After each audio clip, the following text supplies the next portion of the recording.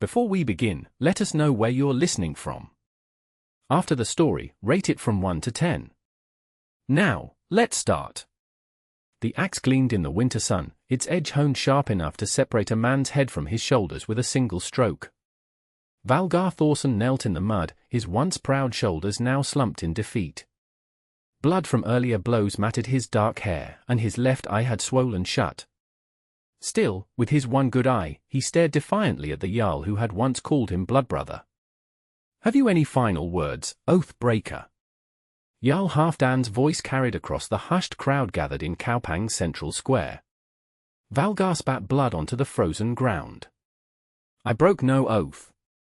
The gods know this, even if you refuse to see the truth." "The gods!" Halfdan laughed bitterly. "You claim to know the minds of gods while you lie with your tongue forked like Loki's? The evidence speaks clearly, you betrayed our settlement to the Saxons. 6 good warriors died because of your treachery." Behind Halfdan stood the witnesses who had testified against Valgar, chief among them Eirik Grimson, whose hungry eyes had long coveted Valgar's position as the Jarl's chief advisor and war leader. Valgar had seen the satisfied glint in Eirik's eyes when the fabricated evidence had been presented at the Thing assembly. A leather pouch with Saxon coins. A message written in Saxon tongue, conveniently discovered in Valgar's sea chest. "I have served you faithfully for 15 winters," Valgar said, his voice carrying across the crowd. "I have sailed with you, bled with you, killed for you. Would I throw that away for Saxon silver? Look to those who stand to gain from my death if you seek truth." For a moment, something like doubt crossed Halfdan's weathered face. Then Eirik leaned in, whispering poison into the Jarl's ear. "Enough," Halfdan declared. "The Thing has spoken. Valgar Thorsson, for the crime of treachery against your people, for causing the deaths of 6 warriors through your betrayal to the Saxons, I sentence you to death." The executioner, a burly man with arms thick as young tree trunks, stepped forward. Valgar closed his eye, not in fear but to summon the faces of his parents in the halls of Valhalla who would soon welcome him. He heard the crowd's intake of breath as the executioner raised his axe. But the killing blow never came. "Stop!" A woman's voice cut through the murmuring crowd. "I invoke the right of servitude." Valgar's eye snapped open. Pushing through the gathered onlookers came a woman he had seen before but never truly noticed. Jara Andertir, a thrall captured 3 summers ago during a raid on the Saxon shores. Her light brown hair was plaited simply, and her homespun dress marked her as a servant, but she carried herself with unexpected dignity. Halfdan frowned. "What nonsense is this?" "No nonsense, my Jarl," Jara said, keeping her eyes respectfully lowered even as her voice remained firm. "I invoke the ancient custom. A thrall may offer to serve in place of a condemned free person, taking their punishment upon themselves or offering lifetime servitude to spare their life." Murmurs rippled through the crowd. It was indeed an ancient custom, rarely invoked but still honored among their people. "Why would you do this?" Halfdan demanded. "You are already a thrall. What could you possibly gain?" "I ask only that my daughter be freed upon my death," Jara replied. "The small Saxon girl who was taken with me." Eirik stepped forward, his face twisted with fury. "This is ridiculous. She's obviously in league with the traitor." But the old law speaker of the settlement, Thorald One Eye, hobbled forward on his cane. "The custom is valid, Jarl Halfdan. It dates back to the time of your grandfather's grandfather. If a thrall offers to take punishment, they may, provided they can prove the innocence of the condemned." "And how do you propose to prove his innocence?" Halfdan asked, his interest clearly piqued despite his anger. Jara finally raised her eyes, and Valgar was startled by their intensity, clear blue like a summer sky, yet hard as ice. "I know who truly betrayed your warriors to the Saxons, my Jarl. And I can prove it." The crowd erupted in excited whispers.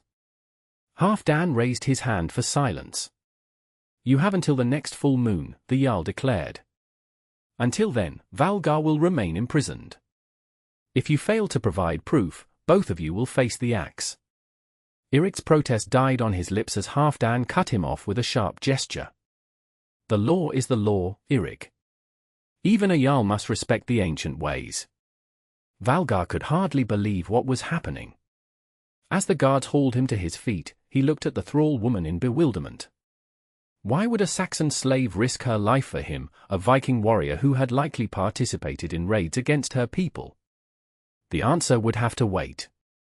For now, he had been granted a reprieve from death, however temporary it might prove to be. The wooden door to his prison creaked open 3 days later. Valgar looked up from the damp straw where he had been sitting, expecting to see a guard with his meager daily rations. Instead, Jara Arndatir entered, carrying a wooden bucket and cloths. "The Jarl has permitted me to tend to your wounds," she said in carefully accented Norse. "I told him it would be a waste if you died of fever before we could prove your innocence." Valgar studied her with suspicion. "Why are you doing this? I don't even know you." Jara set down her bucket and wrung out a cloth. "Hold still," she instructed, ignoring his question as she began to clean the crusted blood from his face. He winced as the cold water touched his swollen eye but did not pull away. "You're Saxon," he said. It wasn't a question. "I was," she replied simply. "Now I am a thrall in a Viking settlement. That is all that matters. That doesn't explain why you'd risk your life for mine." Her hands paused briefly. "I was in the Great Hall 3 nights ago, serving mead. I overheard Eirik Grimson speaking with 2 of his men. They did not notice me. Thralls are like furniture to men like them. Eirik spoke of the Saxon coins he had planted in your sea chest, of the message he had written himself." Valgar's jaw tightened. "I knew it. The snake has wanted my position for years." "There's more," Jara continued, dipping her cloth back into the bucket. "He truly did betray your warriors to the Saxons. He sent word ahead of your raid to the village of Dunholm. The Saxon then there was waiting with armed men." "How do you know this?" Valgar demanded. Jara's eyes met his unflinchingly. "Because the Then of Dunholm is my brother." Valgar instinctively jerked away from her touch. "So you're working with them," he snarled, reaching for her throat. But Jara didn't flinch. "If I were working with them, why would I save you from execution? Think, Viking." His hand froze mid-air. The logic in her words penetrated his anger. Slowly, he lowered his arm. "My brother would never deal with Vikings willingly," she continued. Someone approached him, a Norse trader who claimed to be acting on behalf of a powerful Jarl who wanted peace. The trader said the raiding party was a rogue group, not sanctioned by Jarl Halfdan. "My brother was told that if he captured these warriors, it would lead to negotiations and an end to the raids on our shores." "And your brother believed this?" "He wanted to," Jara said quietly. "Our village has suffered greatly from Viking raids." The trader showed him tokens that appeared to come from Jarl Halfdan himself. "Forgeries," Valgar muttered. "Yes. When I heard Eirik boasting of his cleverness, I realized what had happened. My brother was deceived, just as you were." Valgar leaned back against the damp wall, his mind racing. "You still haven't explained why you care whether I live or die." Jara wrung out her cloth again, the water in the bucket now tinged pink with his blood. "I have seen you in the settlement. Unlike others, you treat the thralls with, if not kindness, then at least dignity. You don't beat the servants or force yourself on the women. And," she hesitated, "when my daughter was ill last winter, you gave her a portion of your own medicine when you could have let her die." Valgar vaguely recalled the incident, a small, fever-stricken child and a desperate mother. He had thought nothing of sharing the herbs that the settlement's healer had given him for his own winter cough. "One small kindness doesn't warrant risking your life," he said. "Perhaps not. But justice does." Jara's voice hardened. "Eirik Grimson used my brother, used me and my people as pawns in his game for power. 6 of your warriors died, yes, but 12 of my countrymen also lost their lives in that battle. I won't let him profit from so much bloodshed." Valgar studied her face, searching for deceit and finding none. "Even if what you say is true, how do you propose to prove it? Your word against Eirik's means nothing. You're a thrall, a foreigner. A small, determined smile crossed Jara's face. Eirik keeps a rune stick where he records his dealings, including, I suspect, his correspondence with the trader who approached my brother. We need to find it. And how do you plan to do that while I'm imprisoned here and you're watched as my potential accomplice? I'm still permitted to perform my duties in the Great Hall, Jara said.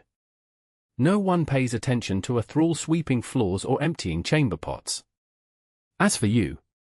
She reached into the folds of her dress and pulled out a small bone key. The Jarl's steward keeps the keys on a ring at his belt. He's not as careful as he should be when he's deep in his cups. Valgar stared at the key, then at Jara with newfound respect. You're more cunning than I gave you credit for, Saxon. My name is Jara, she corrected him, rising to her feet. And if we're to survive this, Viking, you'll need to trust me. Valgar, he said. My name is Valgar. For the first time, a genuine smile softened her features. Well then, Valgar Thorsson, shall we begin? That night, under cover of darkness, Valgar slipped from his prison using Jara's stolen key. The settlement of Kaupang lay quiet under a blanket of early winter snow, with only a few torches burning outside the mead hall where the Jarl and his inner circle would be drinking until the small hours. Valgar knew he couldn't risk being seen, so he kept to the shadows, moving silently despite his injuries. He made his way to Eirik's longhouse, which stood smugly near the Jarl's own dwelling, a testament to how far the ambitious warrior had risen. At the back of the structure, as planned, Jara waited for him. The household is asleep, she whispered. Eirik is still in the mead hall with the Jarl. I saw him there when I served the evening meal. His wife? His servants? Valgar asked. His wife is visiting her family in the northern settlement. There are 2 thralls who sleep by the hearth, but I gave them each a cup of ale with sleeping herbs mixed in. They won't wake until morning. Valgar raised an eyebrow. You've thought of everything. When you've been a thrall for 3 years, you learn to be resourceful, Jara replied. Come, we don't have much time. They slipped into the longhouse through the rear entrance. The central hearth glowed with dying embers, casting just enough light for them to see by. 2 figures lay sprawled near the fire, snoring softly. Where would he keep something as valuable as this rune stick? Valgar whispered. Men like Eirik are predictable, Jara replied. They keep their treasures close. She led him to the sleeping area, where a large wooden chest sat at the foot of Eirik's bed platform. It was secured with an iron lock. Can you open it? She asked. Valgar drew a small knife from his boot. The guards hadn't been thorough enough in their search when they'd imprisoned him. Stand back. With practiced precision, he worked the blade into the lock mechanism. Years of breaking into Saxon strongholds had given him skill with such things. After a few tense moments, the lock gave way with a satisfying click. Inside the chest lay Eirik's finery, ceremonial clothing, silver arm rings, and a small sealed box made of polished ash wood. Valgar lifted it out carefully. This would be the place for secret communications, he murmured, working the lid open. Inside, just as Jara had predicted, lay several small wooden sticks, each carved with runes. Valgar examined them quickly, his eyes widening as he read. By Thor's hammer, he breathed. It's all here. Correspondence with a Saxon trader named Wulfric. Plans for the ambush. Even instructions on how to frame me afterward. Can you take them? Jara asked. Valgar shook his head. Eirik would notice immediately.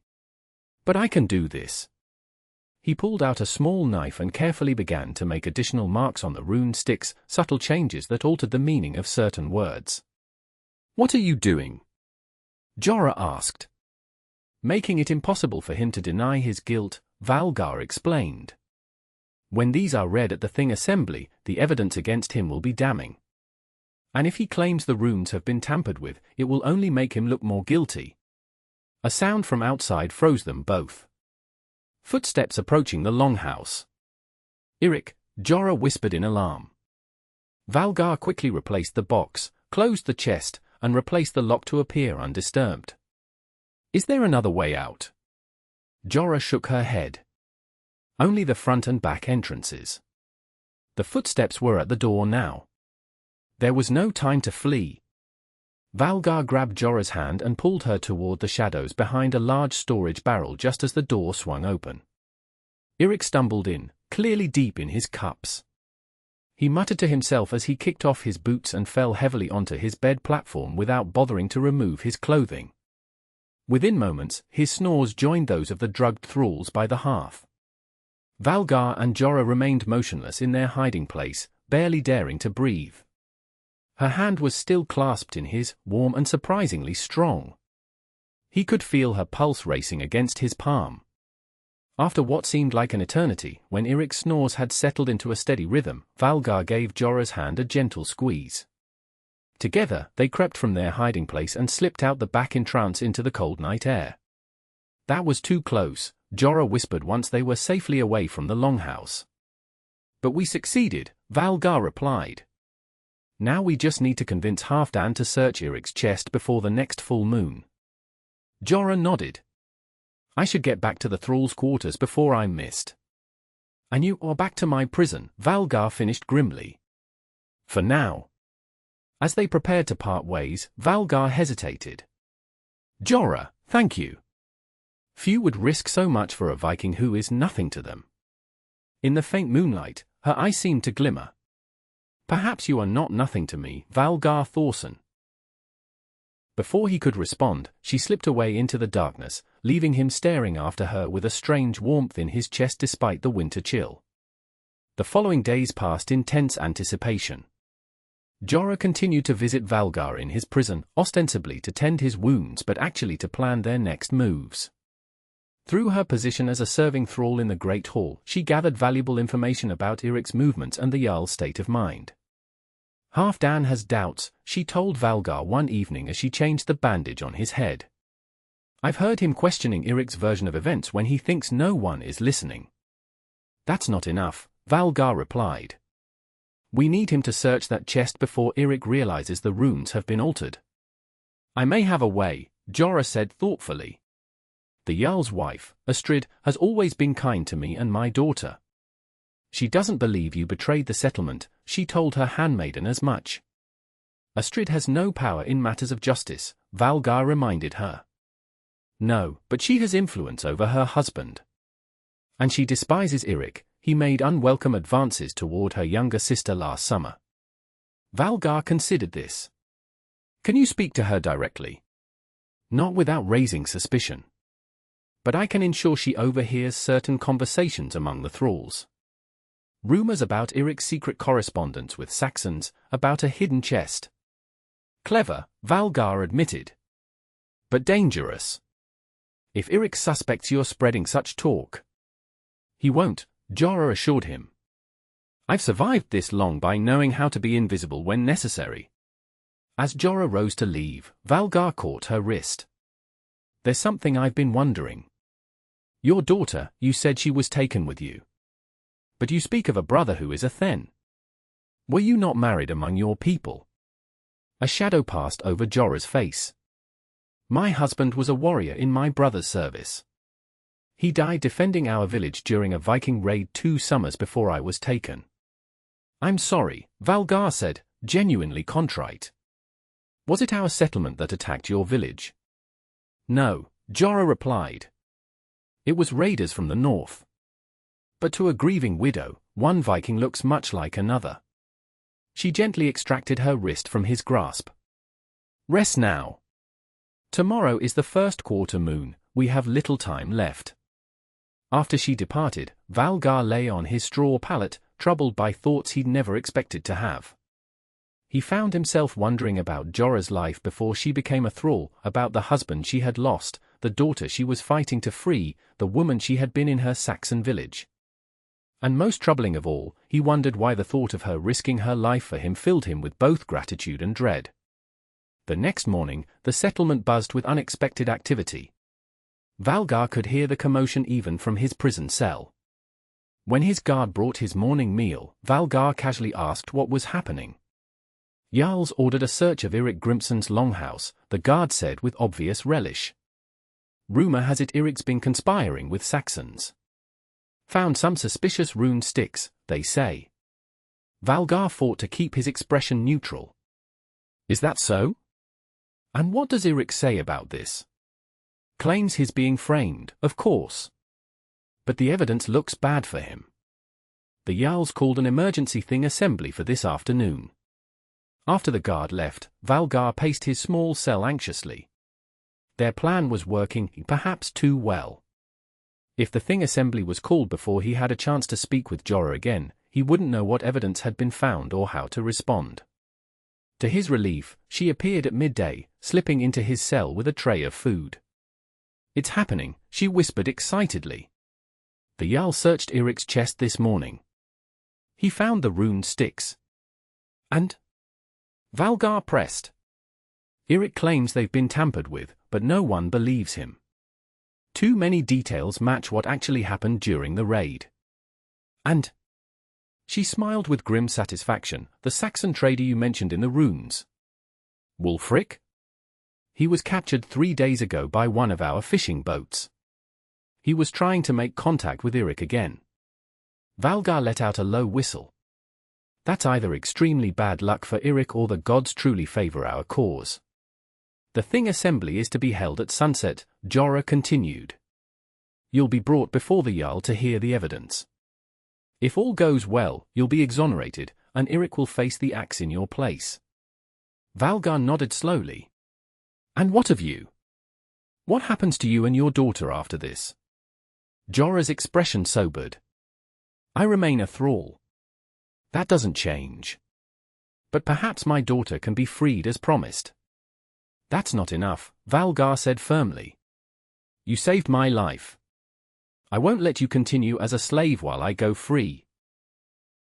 "What choice is there?" Jara asked pragmatically. "I'm a captured Saxon. That's my fate." Before Valgar could respond, they heard footsteps approaching. Jara quickly arranged the food tray and assumed a servant's posture just as the guard appeared. "Time to go," the guard announced. "The Jarl wants the prisoner at the Thing Assembly now." The Thing Assembly had gathered in the central square of Kaupang, the same place where Valgar had nearly lost his head days earlier. This time, however, it was Eric Grimson who stood in chains before the Jarl, his face contorted with rage and fear. The evidence against him was overwhelming. The altered rune sticks, when read aloud, told a damning tale of treachery. The captured Saxon trader, Wulfric, had already confessed under torture to his role in the scheme, naming Eric as his Norse conspirator. When Valgar was brought forward, a murmur ran through the crowd. Many who had been quick to condemn him now looked away in shame. Valgar Thorsson, Jarl Halfdan addressed him formally. "It appears a grave injustice was nearly done. The evidence now shows that it was Eric Grimson, not you, who betrayed our warriors to the Saxons." "I told you I was innocent, my Jarl," Valgar replied simply. "You did," Halfdan acknowledged. "And I failed to listen. For that, I offer compensation, 3 silver marks and the return of your position as my advisor." "I accept your compensation," Valgar said, "but before I return to your service, there is the matter of the thrall who saved me from unjust execution." All eyes turned to Jara, who stood quietly at the edge of the gathering. "Ah, yes," Halfdan nodded. "The Saxon woman invoked the right of servitude. As promised, her daughter shall be freed." "That is not enough," Valgar declared boldly. "By our laws, when a man's life is saved, he owes a life debt to his savior. I claim the right to pay this debt by purchasing the thrall Jara Arndatir from your household." Whispers erupted among the assembled Vikings. A free man purchasing a thrall who had saved him was unusual but not unheard of. Typically, such thralls were granted freedom in gratitude. "You wish to free her?" Halfdan asked. "No," Valgar replied, his eyes meeting Jora's across the square. "I wish to make her my shield maiden." The whispers became outright exclamations of shock. A shield maiden was a warrior woman, an equal partner in battle and in life. For a Viking to elevate a Saxon thrall to such a position was unprecedented. Eric, despite his chains, laughed mockingly. "Has your mind been addled by prison, Valgar? She's a Saxon slave, not a Valkyrie. No thrall can be a shield maiden. She showed more courage and honor than you, Eirik, Valgar retorted. She risked her life for justice while you betrayed your own people for power. Halfdan raised his hand for silence. Valgar, what you propose breaks with tradition. A shield maiden is born free, trained from childhood in our ways. With respect, my Jarl, a shield maiden is defined by her courage and loyalty, not her birth. Jara Arndatir risked execution to save a man she barely knew because she valued truth and justice. What better qualities could a shield maiden possess? The Jarl considered this, stroking his grey-streaked beard thoughtfully. The woman herself has not spoken. Perhaps she does not desire this honor. All eyes turned to Jara, who had remained silent throughout the exchange. She stepped forward now, her head held high. I did not save Valgar Thorsson's life expecting reward, she said clearly. I did it because an innocent man should not die for another's crimes. And now? Halfdan pressed. Would you serve a shield maiden to a Viking warrior? Would you pledge loyalty to our settlement, our ways? Jara's eyes met Valgar's. Something unspoken passed between them before she answered. I would pledge loyalty to Valgar Thorsson, she replied carefully. And I would learn your ways. But I cannot forget my own people or my own gods. A rumble of discontent moved through the crowd at this declaration. Valgar stepped forward. My Jarl, when we raid foreign shores, do we not adopt useful practices from the people we encounter? Did we not learn shipbuilding techniques from the Franks? Textile methods from the Irish? Trading customs from the Greeks?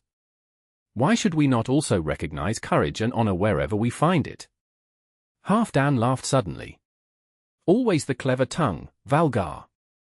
Very well, I grant permission for you to purchase this thrall and her daughter. What you make of her afterward is your concern, not mine. Eirik spat on the ground.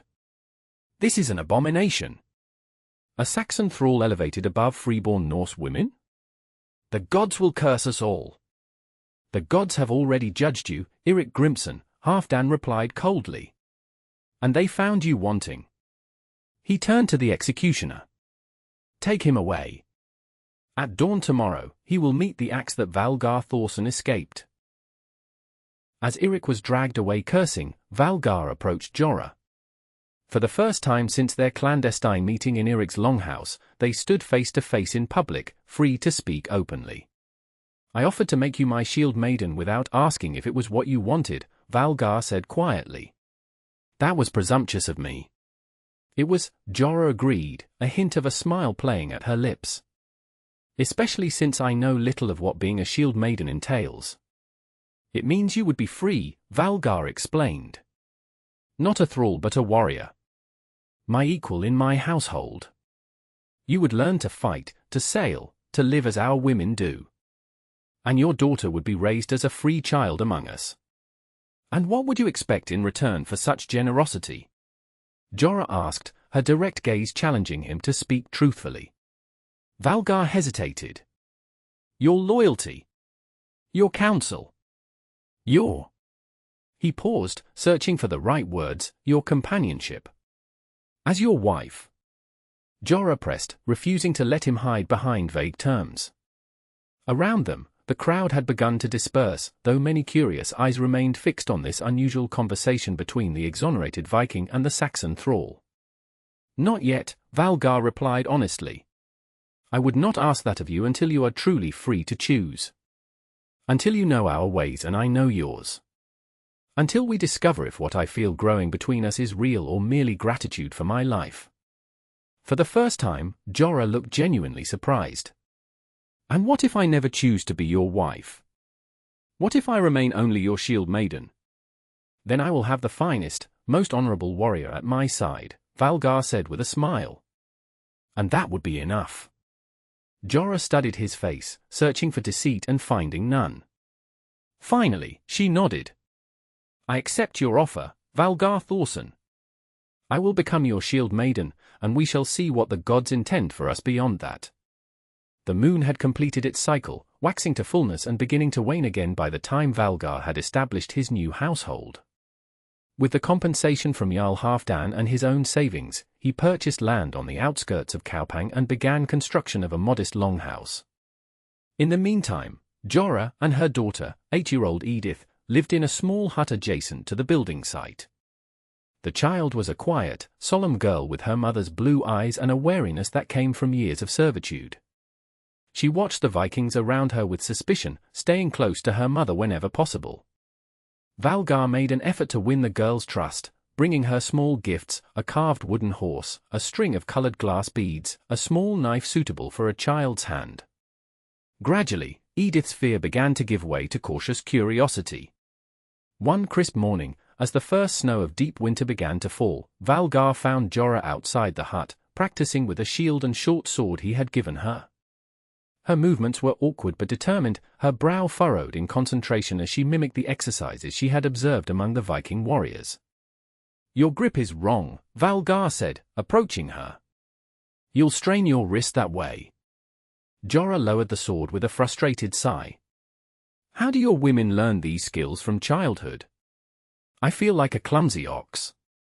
"With practice," Valgar replied, moving to stand behind her. "May I?" When she nodded, he positioned himself close behind her, reaching around to adjust her hand on the sword hilt. "Like this," he said, his voice low near her ear. "The sword should feel like an extension of your arm, not a separate tool." Jara was acutely aware of his proximity, of the solid warmth of him at her back, the strength in the hands that gently corrected her grip. Since becoming his shield maiden, their interactions had remained carefully respectful, but moments like this made her heart beat faster in a way that had nothing to do with exertion. "Show me the movement again," she requested, as much to distract herself as to learn. Valgar guided her through the basic defensive stance, his hand over hers as they moved the sword in a controlled arc. "Good," he murmured as she began to get the rhythm. "Your body remembers what your mind is still learning." From the doorway of the hut, Edith watched them with solemn eyes. Catching sight of her, Valgar stepped away from Jara and smiled at the child. "Would you like to try, little one?" he asked, offering her the small knife he had given her. A shield maiden's daughter should learn early. Edith looked to her mother for permission. When Jara nodded encouragingly, the girl stepped forward and took the knife, her small face serious. "Like this?" she asked, attempting to mimic her mother's stance. "Almost," Valgar said, kneeling to her level. "May I show you?" After a moment's hesitation, Edith nodded. With infinite gentleness, Valgar adjusted her grip and posture. "There. Now you look like a true warrior." The smile that broke across the child's face was like sunshine after storm clouds. Jara felt her heart constrict at the sight. It had been so long since she had seen her daughter smile like that, or not since before they were taken from their home. "The longhouse will be completed before the deep winter sets in," Valgar said, rising to his feet again. "I've had the builders include a separate sleeping area for Edith, as you requested." "Thank you," Jara said, "for everything you've done for us." Valgar shook his head. "You saved my life. Whatever I do for you and your daughter could never fully repay that debt." "Is that all this is to you?" Jara asked quietly. "Repayment of a debt?" His eyes met hers, dark and serious. "You know it isn't. But I meant what I said at the Thing Assembly. I will not press you for more than you freely choose to give." Before Jara could respond, a shout came from the direction of the settlement. They turned to see a young boy running toward them. "Valgar Thorsson," the lad called. "The Jarl summons you immediately. Ships have been sighted in the fjord, Saxon ships." Valgar's expression darkened. "Stay here with Edith," he instructed Jara. "I'll return when I can." As he strode away, Jara felt a cold dread that had nothing to do with the falling snow. Saxon ships meant conflict, and she now stood on the Viking side of that conflict, a position she had never imagined she would occupy. The great hall buzzed with tension as Valgar entered. Jarl Halfdan sat in his high seat, surrounded by his advisors and senior warriors. He gestured for Valgar to approach. "3 Saxon longships have entered the fjord," Halfdan said without preamble. "They fly a white cloth, a signal for parley," not war. Saxons seeking parley. Valgar frowned. That's unusual. Indeed. More unusual still, they sent a messenger ahead. They claim to be led by Then Elfric of Dunholm, who seeks the return of his sister and her daughter, taken in a raid 3 summers past. Valgar felt as though the ground had shifted beneath his feet. Jara's brother, he said quietly. Halfdan raised an eyebrow. You know of this? She mentioned her brother was a Then, Valgar admitted. I did not know he would come searching for her. The Jarl studied him thoughtfully. This puts us in an interesting position. The Saxons come in peace, offering trade goods for the return of 2 thralls. Ordinarily, I would consider the offer based on the value of their goods. But these are not ordinary thralls. One of them is now your shield maiden. The other warriors in the hall watched Valgar closely, curious how he would respond. His elevation of a Saxon thrall to shield maiden had caused considerable gossip in the settlement, with opinions divided between those who admired his unconventional thinking and those who thought he had lost his mind. Have you accepted their offer of parley? Valgar asked. Halfdan nodded. Their leader and a small escort will come ashore at midday.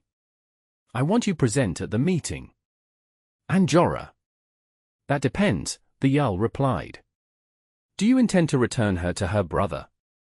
All eyes in the hall fixed on Valgar as he considered his answer. The honorable thing would be to let Jara choose her own fate, to return to her people if she wished. But the thought of losing her made his chest tighten painfully. I will abide by her choice, he said finally. But I would ask that she be present at the parley to make that choice herself. Halfdan nodded, seemingly satisfied with this answer. So be it. Bring her to the meeting. But be prepared, Valgar, if she chooses to return to her people, you must honor that choice without conflict. We cannot afford a war with the Saxons this close to winter. I understand, my Jarl. As Valgar left the great hall, his mind raced. He needed to tell Jara about her brother's arrival immediately. Yet he dreaded seeing the hope and joy that would surely light her face at the prospect of returning home. In the few months since she had become his shield maiden, Jara had begun to transform from a quiet, watchful thrall into a confident, outspoken woman. Edith, too, had blossomed, gradually losing her fear of the Vikings around her. The thought of losing them both felt like a physical blow. When he returned to the building site, he found Jara inside the hut, teaching Edith to sew a simple tunic. They looked up as he entered, their matching blue eyes questioning. What news? Jara asked, setting aside her work. Valgar took a deep breath. Saxon ships have entered the fjord, he said. Their leader seeks parley with Jarl Halfdan. Saxons? Here? Jara's expression showed surprise but not the joy he had expected. What do they want? They've come for you, Jara, Valgar said quietly. And for Edith. The ships are led by Then Elfric of Dunholm. Your brother. Jara's hand flew to her mouth, her eyes widening in shock. Beside her, Edith looked confused. Uncle Elfric, the child asked uncertainly. He's come for us. Yes, little one, Valgar confirmed, his heart heavy. Your uncle has come to take you home. Jara had gone very still, her expression unreadable. When? She asked. The parley is set for midday. Halfdan wants you there too. Valgar hesitated, finding the words difficult, to make your choice. My choice. Jara repeated. Whether to return with your brother or... Valgar gestured vaguely, or to stay. Edith looked between the adults, sensing the tension but not understanding its source. Mama? Are we going home? Jara smoothed her daughter's hair absently. I don't know yet, sweet one. I need to speak with Uncle Elfric first. She rose and moved to stand before Valgar. 3 years, she said softly.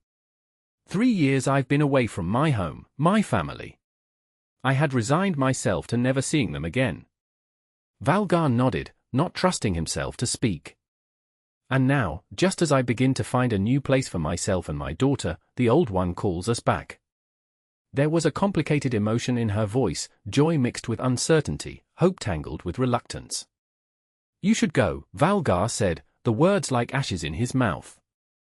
Your brother has come all this way. Your people are waiting for you. And what of my oath to you? Jara asked. I pledge to be your shield maiden. An oath given in captivity is no true oath, Valgar replied. I release you from it freely. Jara studied his face. Is that what you want? To release me? What I want? Valgar began, then stopped himself. What I want doesn't matter. This is about what you want. What is best for you and Edith?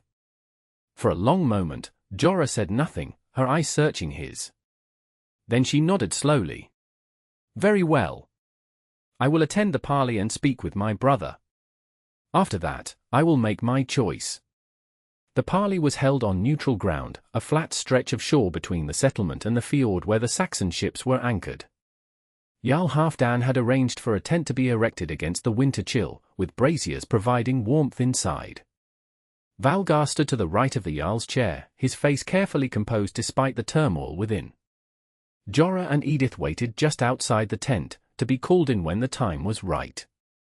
The Saxon delegation approached from the shore, 5 men led by a tall, broad-shouldered figure who could only be Then Elfric. The resemblance to Jara was clear in his bearing and the blue of his eyes, though his face was weathered by sun and wind, and a thick beard covered his jaw. Greetings, Jarl Halfdan, Elfric said in carefully pronounced Norse.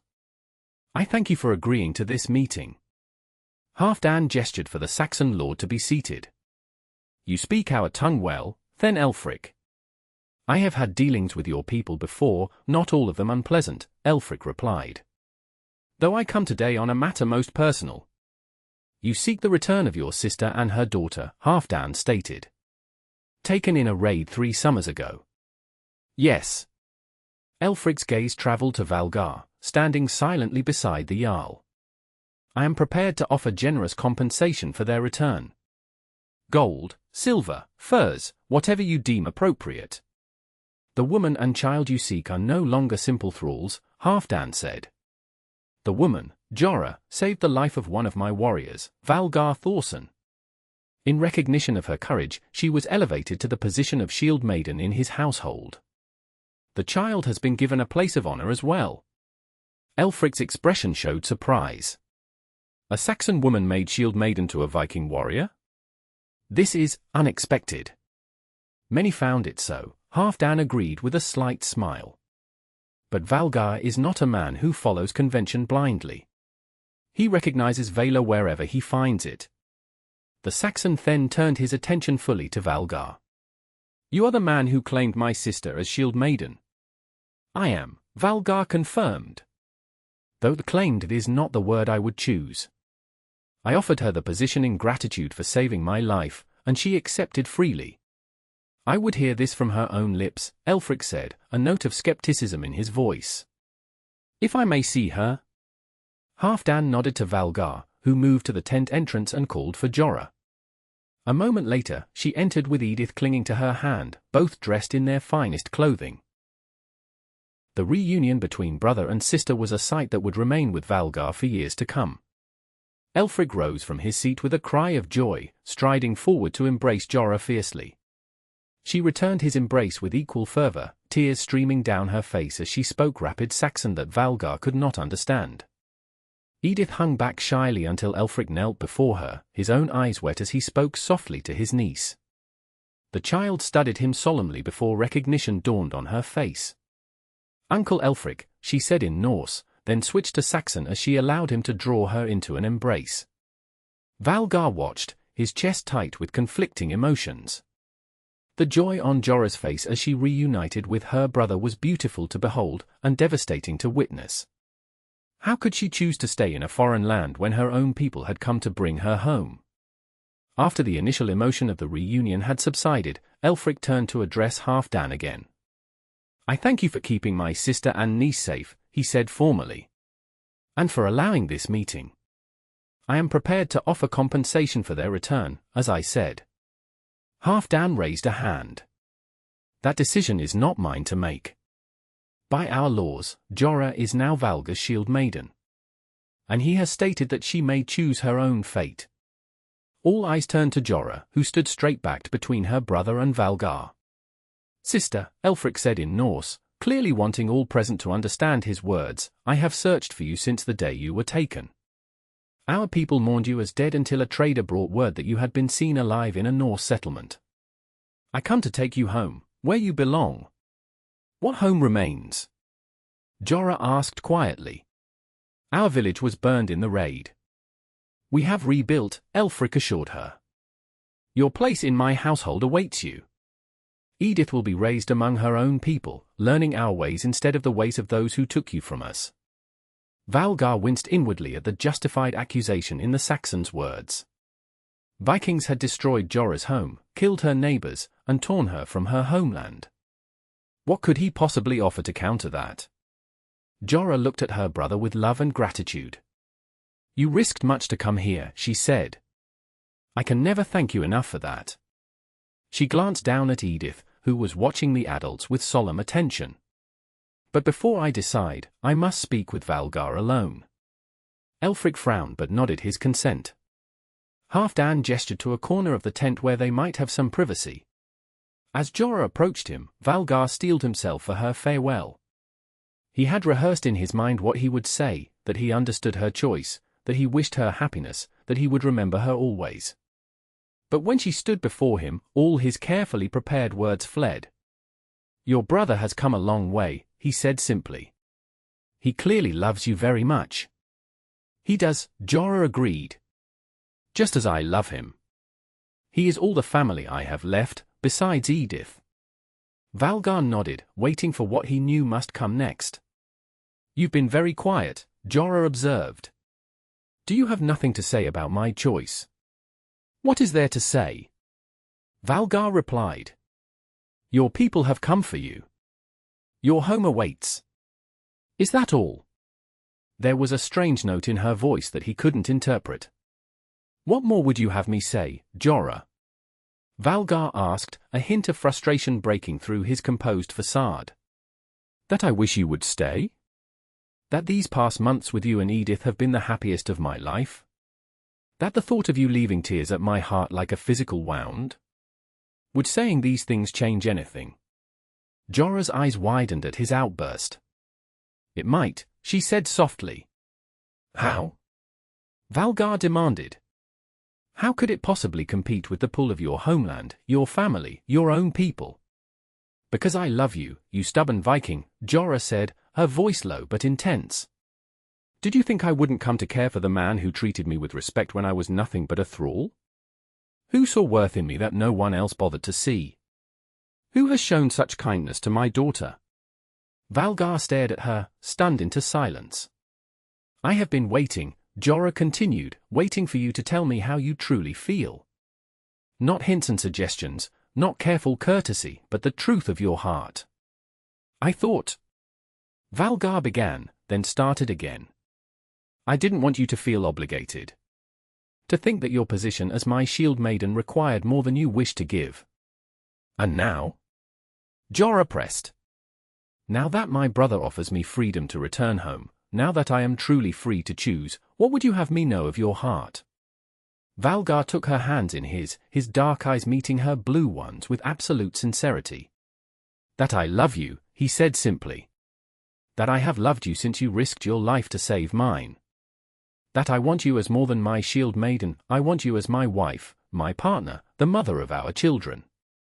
That I would spend my life making you and Edith happy if you would give me that chance.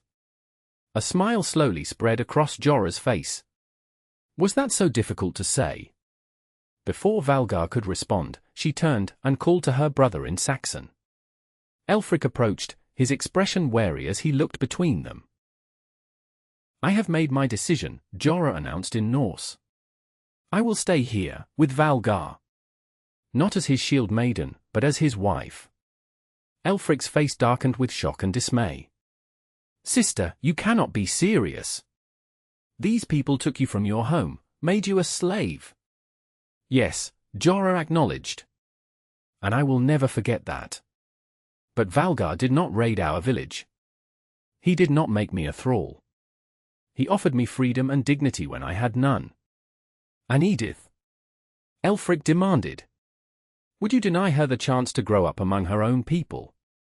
Edith will grow up loved, Jara replied firmly. She will learn both our ways and the Norse ways.